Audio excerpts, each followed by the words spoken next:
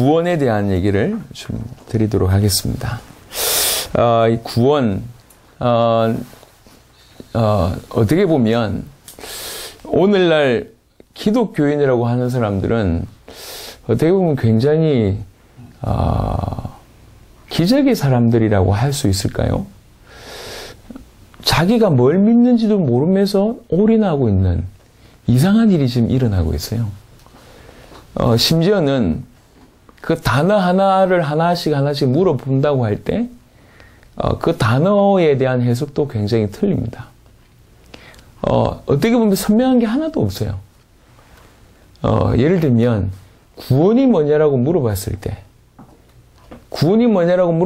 그 답도 제각각입니다. 그 말은 무슨 말이냐? 성경으로 얘기하는 참된 구원의 의미를 잘 모르고 있다는 거죠. 복음도 모르고 믿음이 뭔지도 모르고 구원이 뭔지도 모르고 신앙생활을 뭐 어떻게 해야 될지도 모르고 다 몰라. 인간의 문제도 모르고 그러면서 주를 위해서 산대요. 실제로 목숨 걸고 인생에 올인하는 사람들이 많이 있습니다. 분명히 찬양하는 가운데 기도하는 가운데 은혜가 임하고 말씀 듣는 가운데 은혜가 임하고 주님이 나를 사랑하심이 조금씩 깨달아지고 놀라운 은혜 가운데 있기 때문에 그런 삶을 사는 것은 이해되긴 하지만 알아야 될 꼭 중요한 부분에 대해서 너무나 희미하게 알고 있습니다. 그리고 더 기가 막힌 것은 그 부분에 별로 관심이 없어요. 오늘날 한국 교회의 성도들의 가장 큰 문제는 정말로 알아야 될 것들에 대해서 알지 못하고 있다는 거죠. 그리고 알려고 하지 않는다고. 그 부분이 가장 큰 문제입니다. 다 안다고 생각합니다. 자기 복음 안 돼요. 자기 복음 구원받았다. 다 안다고 생각하고 그건 기초라고 생각하는데 사실은 너무 얕습니다. 구원이 뭡니까? 여러분 스스로 다 잘 정리해 보시기 바랍니다. 구원이라는 얘기는 어디에서 건진받았다라는 의미입니다. 어디서 건진받았는데요. 인간의 문제를 정확하게 안다면 이 구원은 너무 쉬워집니다. 실상은 신학 중에도 구원론이라는 이 학문이 굉장히 어려운 학문에 속해요. 구원의 여정, 구원의 서정 이래가지고 9단계, 10단계 말도 아닙니다. 이 신학자들, 저 신학자들 너무 많은 얘기를 하고 있는데 그래서 단도직입적으로 구원이 뭔데요? 라고 물어볼 때는 해석이 제각각이 틀립니다. 구원이 뭡니까? 구원은 인간의 근원의 문제, 본질적인 문제에서 건진받은 것을 가지고 구원이라고 얘기합니다. 구원받은 사람이 가는 것이 천국입니다.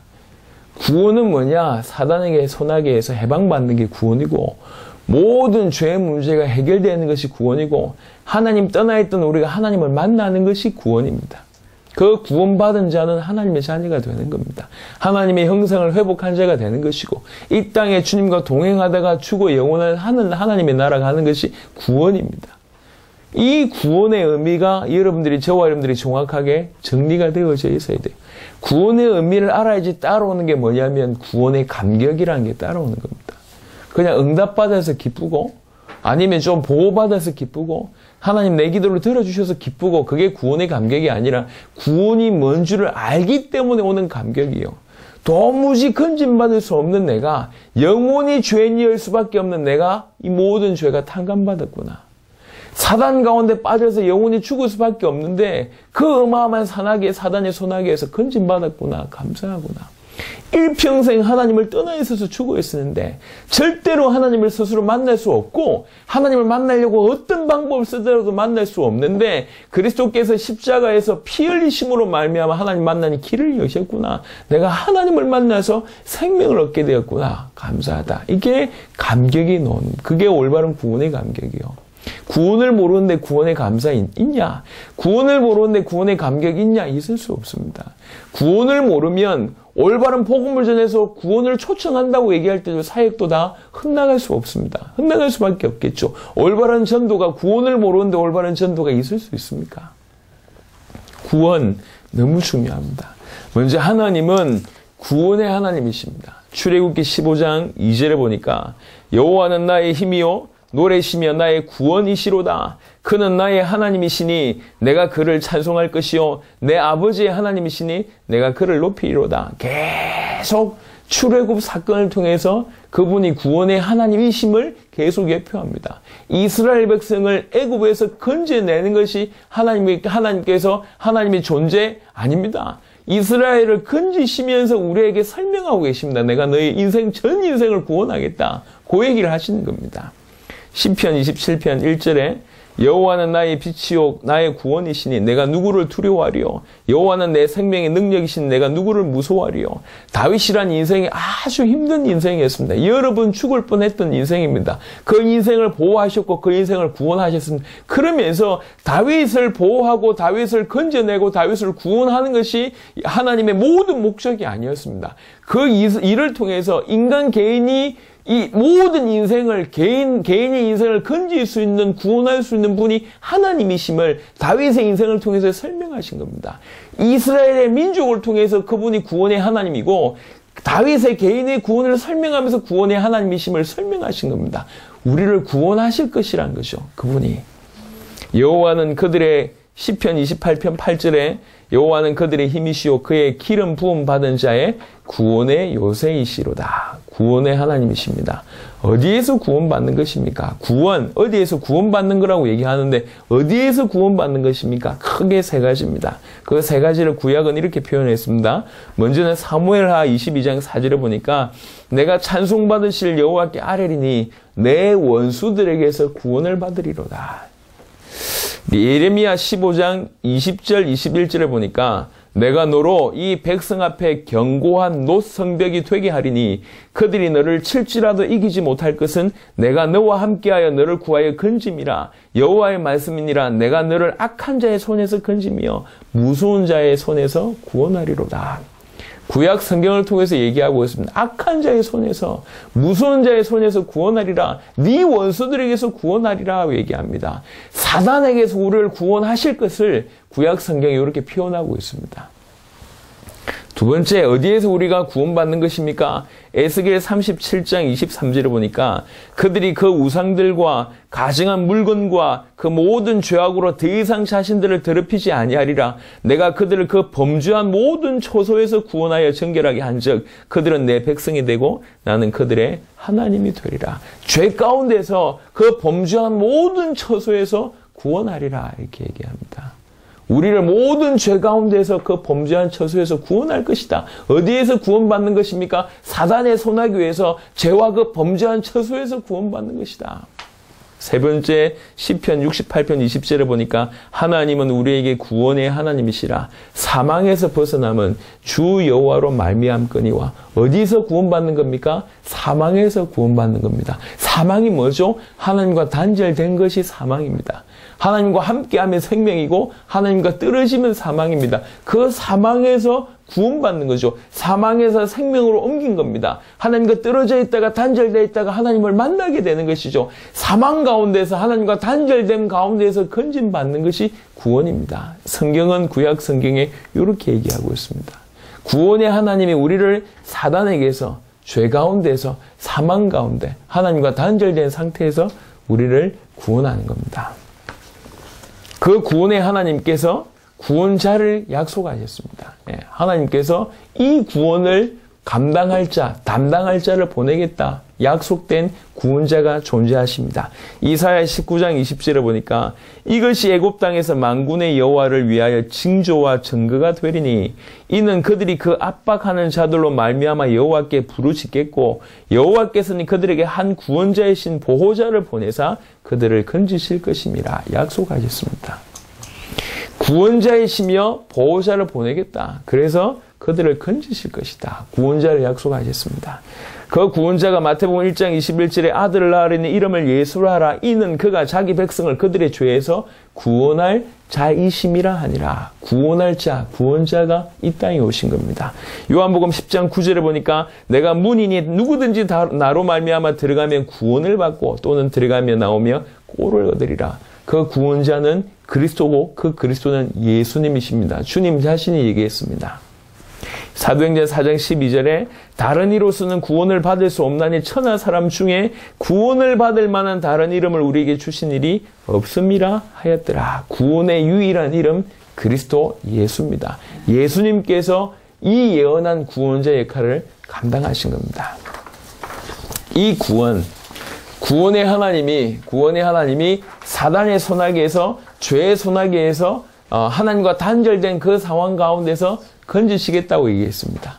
건지시기 위해서 구원자를 약속하셨습니다. 그 구원자는 다른 말로 메시아라고 할 수 있습니다. 이 메시아가 누구냐? 마태복음 1장 20절 21절 태어난 그 예수님이, 처녀의 몸으로 태어나신 그 예수님이 구원자 역할을 감당하셨습니다. 그 예수님이 그리스도입니다. 그래서 사도행전 4장 12절에 천하 인간의 구원받을 만한 다른 이름을 우리에게 주신 일이 없다고 얘기했습니다. 그러면 어떻게 구원받을 수가 있습니까? 믿음으로 말미암아 구원받을 수 있습니다. 예수가 그리스도란 그 믿음으로 말미암아 그 믿음으로만 구원받을 수 있습니다. 에베소 2장 8절에 너희는 그 은혜에 의하여 믿음으로 말미암아 구원을 받았으니 이것은 너희에게서 난 것이 아니요 하나님의 선물이라. 우리에게서 난 것이 아니래요. 하나님의 선물이랍니다. 구원은 어떻게 받을 수 있냐? 믿음으로 말미암아 받을 수 있대요. 근데 그 믿음은 어디에서 오냐? 그 은혜에 의해서 오는 겁니다. 그래서 믿음으로 말미암아 구원을 받을 수 있습니다. 예수를 그리스도로 믿는 그 믿음으로만 구원받을 수 있습니다. 이 믿음은 어디서 오느냐? 은혜에서 옵니다. 그래서 할 수만 있다면 주님이 우리에게 은혜를 베풀어 달라고, 주님이 우리에게 은혜를 더하시도록, 주님이 우리를 도우시도록 하나님께 은혜를 구해야 됩니다. 그래서 그 은혜로 말미암아 은혜에 의하여 믿음으로만, 예수를 그리스도로 믿음으로 말미암는 참된 구원이 임하는, 그래서 이것이 우리에게서 난 것이 아니래요. 그래서 하나님의 선물이다 이렇게 얘기합니다. 로마서 10장 9절에서 10절, 네가 만일 네 입으로 예수를 주로 시인하며 또 하나님께서 그를 죽은 자 가운데서 살리신 것을, 이 표현이 그냥 요 가운데 거를 빼고 많은 사람들은 주로 시인하며 네 마음의 믿음이 구원을 받으리라, 거의 대부분 이렇게 해석하고 그 중간을 그냥 형식적으로 읽기만 합니다. 하지만 이것이 핵심입니다. 그를 죽은 자 가운데서 살리신 것을 믿음. 무슨 말이죠? 그가 그리스도라는 뜻입니다. 부활하신 그가 그리스도라는 뜻입니다. 죽은 자 가운데서 살아났다는 얘기는 단순한 표현을 하는 것이 아니요. 예수가 그리스도라는 사실을 네 마음에 믿으면 구원을 받으리라. 사람이 마음으로 믿어 의에 이르고 입으로 시인하여 구원에 이르느니라. 정말로 믿을 때 예수가 내 인생의 모든 문제를 십자가와 부활로 영원히 완벽하게 단번에 실제로 끝내셨다고 믿을 때, 그렇게 믿으실 때, 은혜로 말미암아 그것이 믿음으로 다가올 때 우리는 참된 구원을 받게 되는 겁니다. 데살로니가 후서 2장 13절에 보니까 주께서 사랑하시는 형제들아, 우리가 항상 너희에 관하여 마땅히 하나님께 감사할 것은 하나님이 처음부터 너희를 택하사 성령의 거룩하게 하심과 진리를 믿음으로 구원을 받게 하심이니 라고 얘기합니다. 바울이 지금 데살로니가 교회에 편지하면서 너무 감사한다. 하나님이 너희를 택해서 너무 감사하다. 하나님이 너희를 택해서, 처음부터 너희를 택해서 성령의 거룩하게 하심과 진리를 믿게 하셔서 구원을 받게 하셨다. 너무 감사하다고 얘기합니다. 그래서 진짜로 진실로 구원받은 자에게 나타나는, 어떻게 보면 당연한 결과 중에 하나가 뭐냐면 성령의 거룩하게 하심, 진리를 믿는 믿음, 이 믿음이 당연히 있다는 거죠. 이게. 그래서 올바로 구원받았다고 얘기할 때 이게 따라 나옵니다. 점점 더 내가 변화돼야지 이게 아니고, 구원을 받았으면 내 안에서 움직이잖아요. 생명이 있다고 얘기할 때 움직임이 있는 거잖아요. 점점 올바른 성령의 거룩하게 하심과 진리를 믿는 그 믿음이, 그 믿음으로 우리가 구원을 받게 되었고, 그것이 여전히 존재한다는 얘기거든요. 마가복음 16장 16절에 믿고 세례를 받는 사람은 구원을 얻을 것이요 믿지 않는 사람은 정죄를 받으리라 라고 얘기합니다. 이 부분도 아까 우리 다뤘던 영접기도하고도 조금 설명을 할 수 있는데, 세례라는 예식을 경험하니까 구원받냐? 그렇지 않습니다. 믿고 세례받는 사람, 믿었다는 증거로 세례받는 사람은 구원을 받습니다. 하지만 믿음이라는 게 없이 세례만 받는다고 구원받을 수 있냐? 없습니다. 세례도 마찬가지고 영접기도도 마찬가지입니다. 핵심은 믿는 겁니다. 로마서 1장 16절에 내가 복음을 부끄러워하지 아니하노니 이 복음은 모든 믿는 자에게 구원을 주시는 하나님의 능력이 됨이라. 먼저는 유대인에게요, 그리고 헬라인에게로다. 내가 복음을 부끄러워하지 아니하노니 이 복음은 모든 믿는 자에게 구원을 주시는 하나님의 능력이 됨이라. 복음이 하나님의 능력이래요. 이 하나님 능력이 어떤 능력이냐? 믿는 자에게 구원을 주시는 능력이랍니다. 복음은 능력입니다. 그리고 이 능력은 모든 믿는 자에게 구원을 주시는 그 능력이요. 유대인에게든지 헬라인에게든지 상관없습니다. 참된 구원, 믿음으로만 받을 수 있습니다. 그래서요, 이 구원받은 자의 축복이 얼마나 놀라우냐. 오늘 이제 대구 성전에 먼저 와서 예배 드릴 때 주신 메시지인데, 신명기 33장 29절에 보니까 이스라엘이여 너는 행복한 사람이로다. 여호와의 구원을 너같이 얻은 백성이 누구냐? 그는 너를 돕는 방패시요 네 영광의 칼이시로다. 네 대적이 너에게 복종하리니 네가 그들의 높은 곳을 밟으리로다 라고 얘기합니다. 구원을 알면 알수록 너무 놀라운 거죠. 여러분 신명기 33장은 한번 읽어보세요. 특별히 신명기는 어떤 거냐면 아시듯이 이제 모세가 모세의 설교 3편이 담겨 있다고 이해하시면 되고요. 특별히 33장 같은 경우에는 마지막 유언 같은 그런 메시지입니다. 그래서 각 지파들에 대해서 막 이런 축복을 쏟아내는 장면입니다. 그리고 34장 딱 넘어가면 모세의 죽음이 나옵니다. 하나님께 이제 붙들림 바 되는 그런 모세의 죽음이 나오는데요. 여기 보면 마지막 모세가 남긴 설교 중에도 가장 마지막에 남긴 구절입니다. 자, 모세가 얼마나 기적의 사람이었습니까? 수많은 것을 경험을 했잖아요. 엄청난 기적을 경험하고 주님과 수많은 대화를 누리고 어마어마한 사건을 경험하고 그러니까 우리가 언뜻만 봐도 뭐 출애굽을 이뤘고 뭐 홍해를 건너고 광야 40년을 구름기둥 불기둥을 체험하게 하고 성막에 이렇게 주신 말씀 그대로 성막을 다 만들고 그 안에서 주님과 늘 교제하고 이렇게 머리 기도하고 나오면은 머리에 이렇게 후광이 있고 뭐 이런 어마어마한 것을 경험했잖아요. 그 수많은 것을 경험하고 나서 그런 경험한 사람들은 뭐가 열리냐면 눈이 점점 열리거든요. 한 분야에 뛰어난 사람들은 눈이 열리잖아요. 그러면서 그걸 축복을 다 해주는 거예요. 그래 놓고 마지막 남긴 말입니다.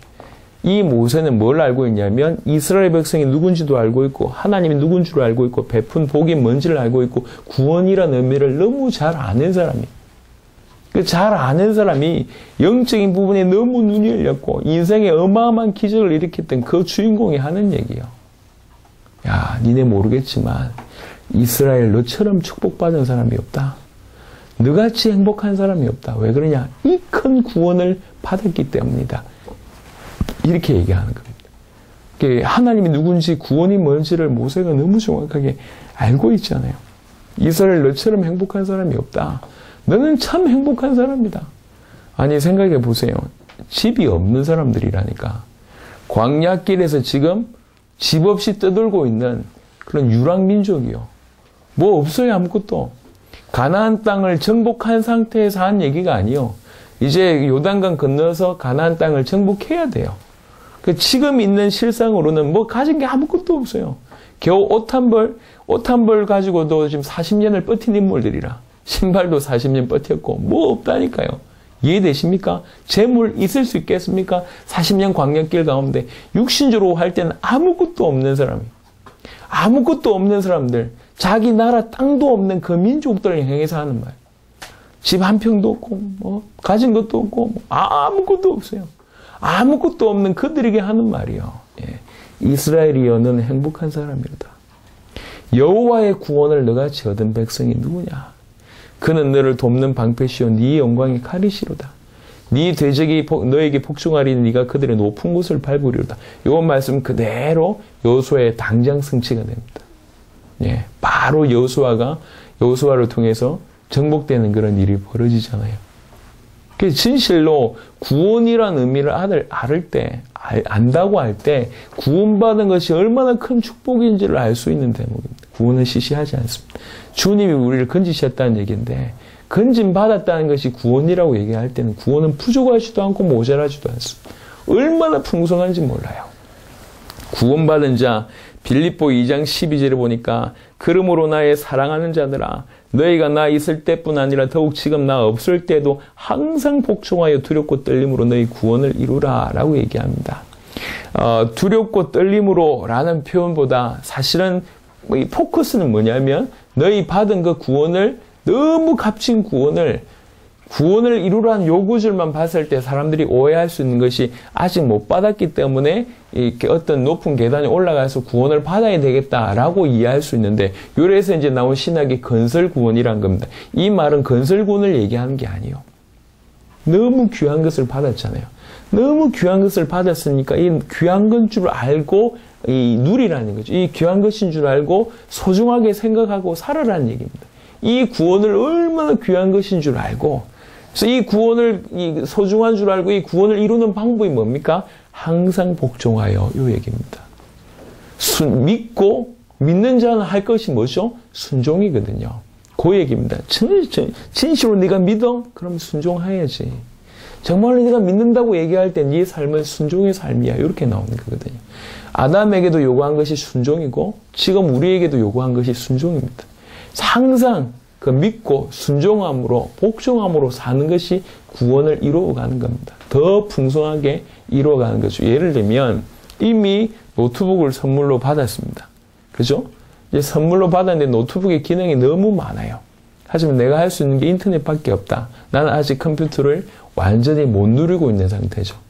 계속 이렇게 하나씩 발견하면서 점점 이미 받은 것을 확장할 수 있는 거잖아요. 그 안에서. 저는 해마다는 아니지만 비교적 최신 폰을 계속 쓰고 있습니다. 하지만 옛날이나 지금이나 제가 할 수 있는 것은 아주 극히 제한적입니다. 예, 문자 보내고 인터넷 검색하고 가끔씩 유튜브 보고 이게 전부요. 이걸로 하는 것이 너무 많아요. 이렇게 작업들을 너무 많이 하고 잘하더라고요. 그것도 볼 때 너무 신기해요. 하지만 저는 그때나 지금이나 동일합니다. 암만 핸드폰이 좋아 본들 하는 것 똑같아요. 이미 내 손에 있지만 완전히 이 사실을 제가 못 누리고 있습니다. 내 것인데 내 것으로 못 사용을 하고 있다고. 예, 프로테이지가 점점 줄어들고 있어요. 왜 그러냐? 이 핸드폰 발전하는데 여전히 저는 그대로니까. 그런 의미입니다. 구원 이미 우리에게 받았습니다. 받았습니다. 아직 이루어지지 않는 게 우리한테 많은 거예요. 그런 의미에서 이루라는 거죠. 예를 들면 구원의 부분에 대해서 이런 단어가 있습니다. 이미, 그러나 아직 이런 단어가 있어요. 무슨 말이냐면 우리 일제시대 때를 한번 체험을 해봅시다. 일제시대 때를 한번 생각해보면 이해가 될 것 같은데 일제시대 때 우리나라 이제 일본군이 주둔해 있는데 이게 빵 터졌잖아요. 폭탄 하나 터져가지고 빵 터져가지고 일본 천황이 항복을 했습니다. 항복을 했어요. 항복을 법적으로 전 세계 앞에서 했어요. 근데 지금 아직 우리 동네에는 여전히 일본군이 있어. 어제와 다름없는 삶을 살아. 법적으로는 해방받았어요. 하지만 아직 잔재가 있어요. 이제 조금씩 이제 일본 주둔군이 빠져나가기 시작하고 일본 앞잡이들이 서서히 바뀌기 시작하고 나라가 점점 바뀌기까지는 시간이 좀 벌어졌잖아요. 이미 해방받았어요. 하지만 아직 완전히 우리의 삶까지는 침투 못한 것이 요게 이미 그러나 아직 이런 얘기입니다. 하나님 나라도 마찬가지예요. 하나님 나라가 이미 우리에게 임했어요. 하지만 우리는 이 땅에 아직 살고 있어요. 그러다 보니까 영원한 하나님의 나라 그 완전함에는 이르지 못하고 있거든요. 분명히 받았지만 아직 완전하진 않아. 이런 의미입니다. 구원도 마찬가지예요. 구원도 그런 식으로 이해하면 좋겠습니다. 분명히 한번 구원이 바뀔 수 있는 게 없습니다. 사망에서 생명으로 옮겨오는 게 구원이에요. 다시 못 죽습니다. 사단에게서 하나님의 자녀가 되는 것이 구원입니다. 다시 사단의 자녀로 못 갑니다. 죄 가운데서 완전히 해결받은 것이 구원입니다. 만약에 다시 간다는 것은 뭘 전제하냐면 십자가와 부활이 부족하다는 걸 얘기하는 거예요. 십자가와 부활은 부족하지 않습니다. 영혼이 완전히 온전히 끝났습니다. 이 옮긴 바 됐단 말이에요. 이 옮긴 바 됐다면 진실로 이 사실을 안다면 진실로 나 때문에 십자가와 부활을 지어서 내가 구원받은 사실 안다면 할 것은 뭐밖에 없냐. 예수를 그리스도로 믿었기 때문에 순종했기 때문에 여기 왔다면 끝까지 순종할 수밖에 없다는 얘기죠. 그렇게 순종하는 것이 이 구원을 점점 더 넓혀가고 이미 이루어진 구원을 확산시켜 나가고 이루어가는 겁니다. 그래서 진실로 구원받은 자의 증거는 가만히 있지 않습니다. 계속 순종하게 되는 거죠. 그 순종이 발전이 되는 거고 영적으로는 확산이 되는 겁니다. 이게 맞는 겁니다. 자, 말씀을 정리하도록 하겠습니다. 오늘 구원의 메시지를 전달했습니다. 어디서 구원받은 겁니까? 이 구원은 하나님께서 처음부터 약속하신 것이고 구원은 어디에서 건진받았다는 얘기를 뜻하는 겁니다. 사단의 손에게서 죄 가운데서 하나님과 단절된 사망의 상태 가운데서 건진받은 것이 구원입니다. 이 구원을 이루실 구원자를 약속하셨습니다. 메시아죠. 그리스도입니다. 누가 이 메시아와 그리스도의 일을 감당하셨습니까? 예수가 메시아의 역할을 감당하셨습니다. 예수가 구원자입니다. 그래서 처음부터 그 이름이 구원자의 이름을 가지고 있습니다. 그래서 이 사실을 알고 믿을 때 구원받을 수가 있습니다. 참으로 예수가 그리스도라고 믿을 때 구원받습니다. 참으로 그렇게 믿어서 구원받는 자는 신명기 33장 29절처럼 너무 행복한 사람이라는 거죠. 그리고 진실로 구원받았다고 얘기할 때 그 구원받은 자의 삶의 모습은 순종입니다. 순종. 복종입니다. 그 순종하는 것이 구원을 이루어가고 확산해 간다는 거죠. 그래서 이거는 어려운 논리가 아닙니다. 진실로 양심으로 정말 주님이 나의 죄 때문에 십자가 부활 지셨다고 믿으신다면 그렇게 살아갈 수밖에 없고, 언약을 놓쳐서 모든 인류의 문제가 왔다라는 사실을 진실로 아는 사람은 언약에 순종할 수밖에 없습니다. 당연히 그 답을 낼 수밖에 없겠죠. 구원, 또 구원받은 자의 삶이 여러분 가운데 회복되기를 그리스도 예수 이름으로 축원합니다. 아멘. 자, 오늘 세 강을 이렇게 좀 마무리를 좀 했습니다. 이제 내일 우리 대전에서는 이제 구원받았다. 그러면 어떻게 살아야 되겠냐? 요 각도로 얘기를 좀 하겠고요. 마지막에 이제 우리 그 광명성전에 가서는 이제 요렇게 포커스로 이제 피날레로 가고 있는데, 이제 세계복음화, 또 당대 세계복음화, 주의 재림과 당대 세계복음화를 좀 주로 하면서 메시지를 좀 정리하도록 하겠습니다. 그래서 이제 많은 사람들과 같이 말씀동할 수 있는 교재를 이렇게 만들었는데, 성경 자체로 충분히 설명될 수 있도록, 물론 성경 구절을 가지고도 다른 해석을 할 수 있지만, 다른 해석을 한다 하더라도 그냥 성경의 뜻하는 바 그대로만 전달되면 내가 말을 잘하고 못하고 상관없이 내용 그대로 전달될 거라고 개인적으로 생각합니다. 그래서 할 수만 있다면 말씀 운동을 할 수 있는 사람들의 부담을 계속 줄이기 위해서 많은 설명보다는 성경 구절로 했습니다. 그래서 심지어는 설명 안 하고 그냥 같이 성경 구절만 읽어줘도 충분할 거라고 생각합니다. 그런데 이제 참왕, 참제사장, 참선지자, 그리고 영접 이 정도는 꼭 설명해야 되겠다 싶어서 꼭 필요한 만큼 얘기를 좀 했습니다. 이제 아직 우리가 책으로 만들지 않았거든요.